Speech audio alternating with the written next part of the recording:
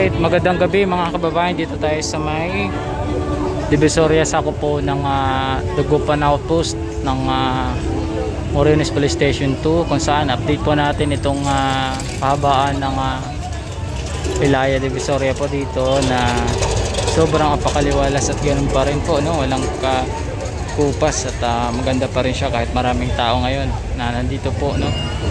Ayan, so mamaya babaybayin natin papunta dun sa dulo. Titingnan natin yung sitwasyon. Okay, so palagi po itong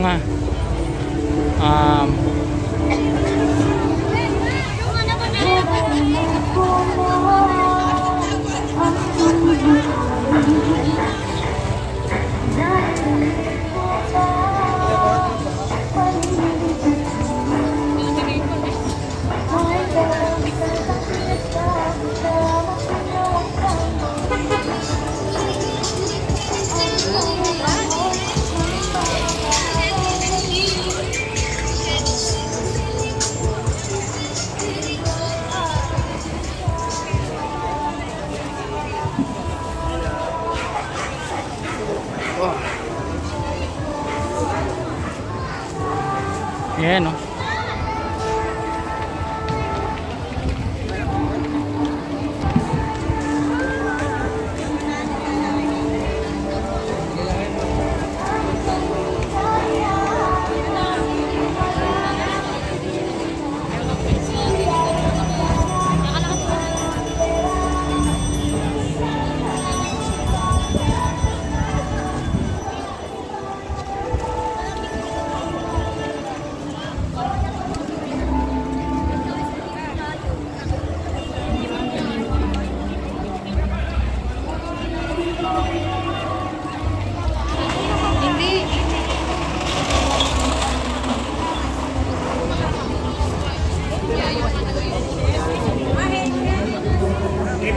Bata, di gumagapang tayo.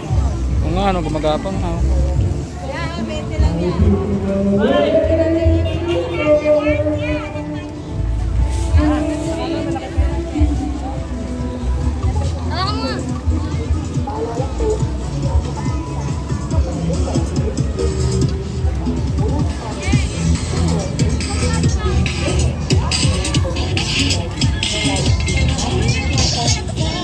Dito may mga nakalagay dito, bawat street merong ikinabit ang ating kapulisan ng Dagupan Outpost.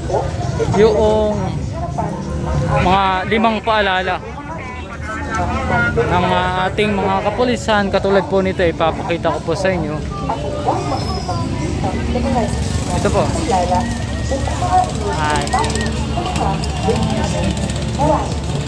Ayan. 5 paalala. Paalala po mula sa kapulisan ng Maynila Police at nangunguna ng aming director. Dito yung Kailangan po natin ingatan ang ating mga walang gamit tulad ng wallet, cellphone at bag. Kung maaari po, ipakilagay sa ating harapan ang ating mga gamit upang makaiwan sa mga magturupos, mag-ayos sa bukas, kalahati ng pera, at ayan, so ganito po ang sitwasyon ng Ilaya Divisoria. Kahit maraming tao. So andito po yung mga kapulisan natin ng Dagupan, ay sila po nag-iikot dito ho lagi. Taalaga po ito ang ating mga kapulisan ng Dagupan Outpost, mga kababayan. Sorry po. Ayan. Hindi ka kasi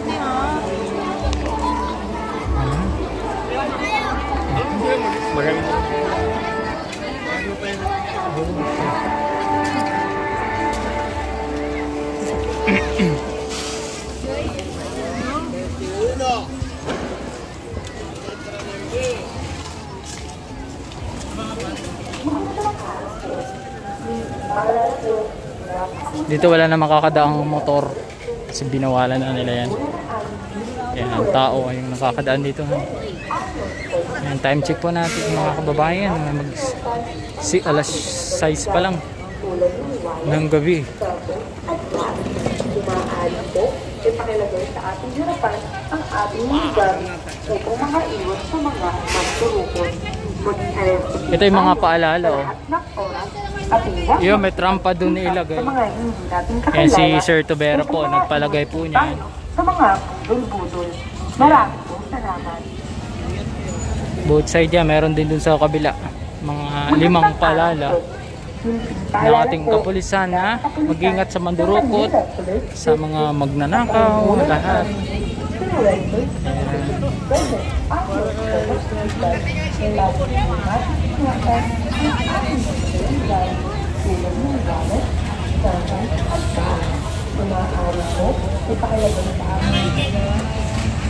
Dito naman sa kabila, ayan, nasa tamang area na sila. Bawal sila dito lumagpas. Pag may lumagpas, tiklop.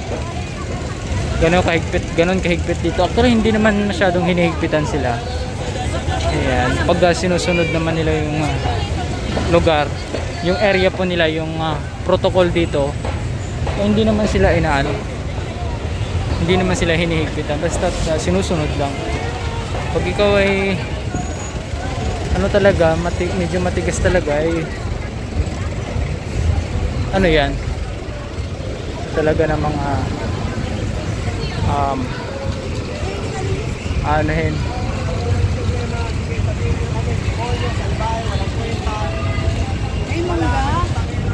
Ayan. Dito mga kababayan, kung nakikita po ninyo is ayan o, nasa tamang lugar na sila, nasa tamang pwesto na sila. Ayan, ganito po ang sitwasyon dito sa Divisoria. Ang kinaganda lang mo dito, yung pwesto talaga nila ay nasa ayos na, walang pakalat-kalat. Ayan o. Ito pedestrian lane na yan, pagtatawid ko sa kabila. Ito dito sa may kabila, sakayan yan papuntang Sangandaan, dito sa recto na to. Dito papuntang ikot papuntang Basico. Ayan, doon sa dulo may mga tricycle na pa Basico. Ayan, so ganito po ang sitwasyon dito po sa Divisoria. Ayan.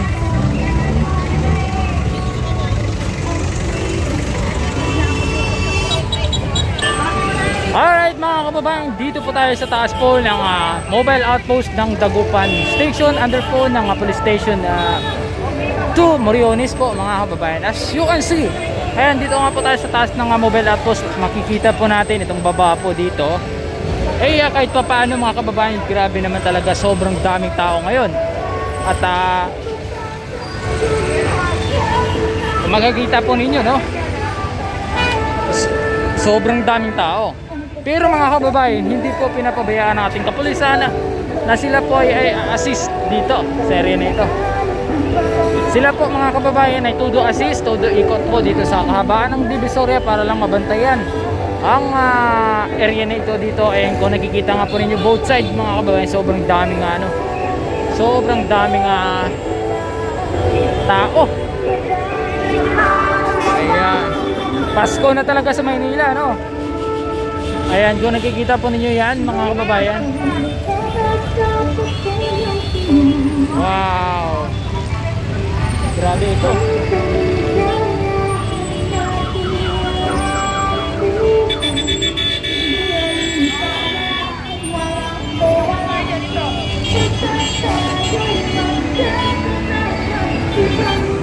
Ayan po, so as you can see,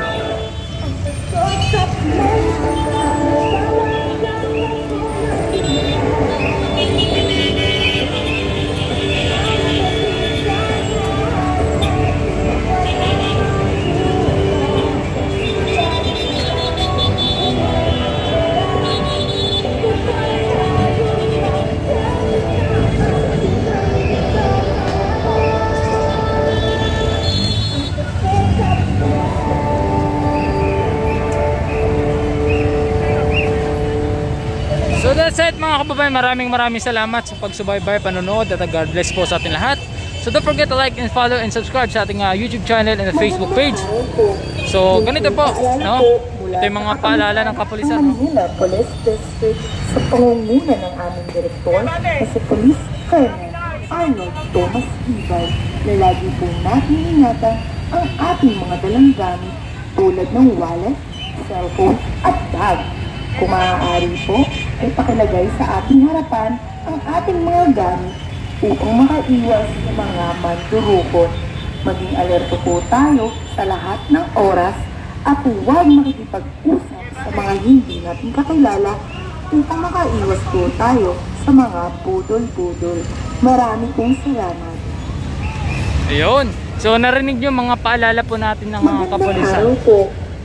So dito pa mga kababayan, meron po kasi mga inilagay ng babala or paalala po ng ating kapulisan sa mga pumupunta po dito. Dito po sa bawat poste po dito, meron po silang nakalagay na 5 paalala katulad ng mga kababayan.